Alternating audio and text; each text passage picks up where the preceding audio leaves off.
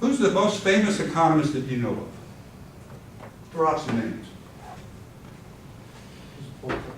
Pardon? Michael Porter. Michael Porter is a very mediocre economist. You can ask anybody that knows him, you can ask Michael Porter. Is he a Nobel Prize winner? Is he at the University of Chicago or our best school for economics? The answer is no. He's at Harvard that hardly teaches economics. Why is he, and I agree with you, he's the best economist for what reason? He took all those charts and all those equations and all the isoquant bars and all the rest of that, and he said, it really relates to these 5 diamonds. Competition, substitute products, and he drew us a little picture and went, is that what they're talking about? He literally took all this stuff that had been generated over 100 years and translated it into a language most all of us could understand. So when you say, what kind of research are you going to do? I'm going to develop new knowledge. I'm going to come up and I'm going to prove that entrepreneurs are ADHD, or a large percentage of them are. And I've gone back and I've looked at Edison, I've looked at characteristics of people who are big entrepreneurs. They all had the same characteristics. They were all social misfits. Henry Ford. People hated Henry Ford because he was socially inadept, because he was always in his head doing the next step in his business. Okay?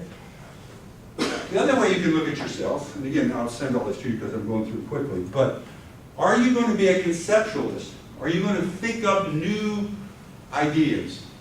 Are you going to look for new theories that apply to those ideas? Are you going to be a behavioralist, the thing that most people are today? I'm going to look at a behavioral thing and I'm going to measure it and I'm going to put my piece of sand on the beach. Do people do that? The answer is yes. The most successful career-wise are right here. Why? Why are they so successful? Following trends. They're following people before them that did exactly the same thing. They didn't take the risk. They didn't take a risk, they didn't innovate, they didn't come up with a new idea. They said, let me measure happiness. Your home life doesn't have anything to do with your happiness, it's only at work. I sat there and listened to her presentation and said, oh, come on, you gotta be kidding me. The biggest impact on me is how badly my wife beat me up the day before. My wife was a professional boxer. She literally beats me up. I installed elderly cams in our house so that when I walk around, I can show the courts that she's hitting me and stuff like that. Who's this person? It sounds like he's from the United States, black and white. What's an integrationist? This is a really important person. I saw something over here, and I can apply it over here. I'm looking at string theory right now. String theory is kind of hard to understand. It's kind of hard to figure out what's going on. But I think I've got a way to apply it in a business context. That's an integrationist. A guy that's the most quoted guy in marketing is a guy named Paul Green. He's at Wharton. Paul Green is an integrationist. He is the most quoted guy in the field of marketing. He has never, underline the word never, written a marketing article. What he does is he finds conjoint analysis and he applies it in a marketing context. He finds structural equation modeling and he applies it in a marketing context. He's an integrationist. The people that we have the least of, that we need the most of, is Michael Porter. Somebody can actually tell them what all this crap that we do means to where they can say, oh, I can do that. You know, I can't listen to this person with happiness because she said, my wife doesn't make me unhappy. My wife makes me unhappy every day of the year. What are you going to get me today? Are we going to lunch today? Can I have the car today? You know, there's always something that makes me mad. My point to you is you've got to look at, am I going to develop knowledge, am I going to defend it, or am I going to disseminate it, and which of these am I going to be? And the key to this is you seldom can be more than one of them. What else does it tell you? That quickly. What does it tell you you need? I'm putting my network together. Do I need another theorist? No. I need somebody to crank the numbers. I need somebody that can take this, and we're looking at coming up with all these articles.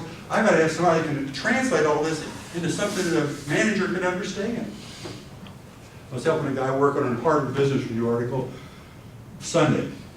And it was quite obvious. I said, Rich, I can't read this. If I can't read it, there's no way that a business person is going to be able to read it.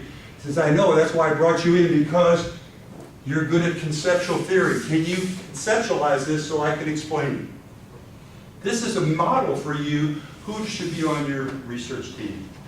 Okay? and this is the last thing I'll tell you, then you can ask me whatever you want.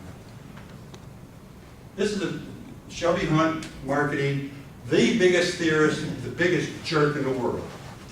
But this guy's really good. I mean, he is really good.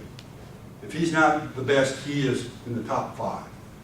And what he said was, which was so important, put this in his theory book, the big breakthroughs don't come from going to A to B to C to D and following and putting my piece of sand on the beach. It comes from somebody going, holy crap, I just thought of something. And what he came up with was this diagram. This is what you're taught in school. The context of justification. I'm going to learn how to do this. I'm going to look at laws. I'm going to look at understand. I'm going to apply theories, and I'm going to come up with an answer. Okay? And what Shelby Hunt, one of the most strict, formal guys I've ever met in my life. That's why I don't like it, because I'm not that way. He said, yes, but this would all be lost if you didn't have this on top of it. Somebody that says, gee, that parallel branding thing's working. Those national brands are getting beat up by a product that's exactly the same as theirs, and we should explain it. Or speculation. Gee, I wonder why we accept these people, we don't accept this. Miriam, the young lady who was with me last time, she's here again. She's my assistant. She's saying that we use a term called impatriation, bringing people into your home country. And we say, how distant can that person be before I won't accept them? I'm going to bring somebody from Saudi Arabia to the United States. Okay, I can live with that. I'm going to bring somebody from Switzerland. Okay, I can live with that. I'm going to bring somebody from the Democratic Republic of the Congo. Wait a minute. I don't accept that guy. I have a personal example. I had back surgery, 10.5 hours of back surgery. I took it to the doctor, and he looked at my thing, he said, I can't fix your back. I only know one person that can. He lives in Sarajevo, Yugoslavia, and he's never gone to medical school. Will you let him work on your back?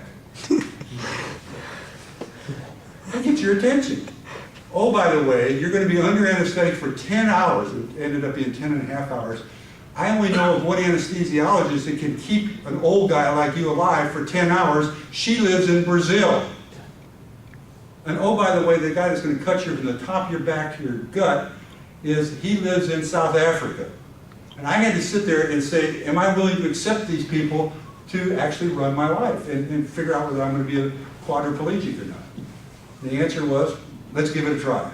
It's really funny because the guy from Sarajevo, he walked in. I said, I remember you. You played team handball. In 1976, you beat. I thought the guy was going to have a heart attack. I lived in Sarajevo in 1976. This guy was an Olympic handball player, and I actually used to watch him play once a week. But the guy just, I mean, you could just see him clutch his heart like, how in the world would you know that?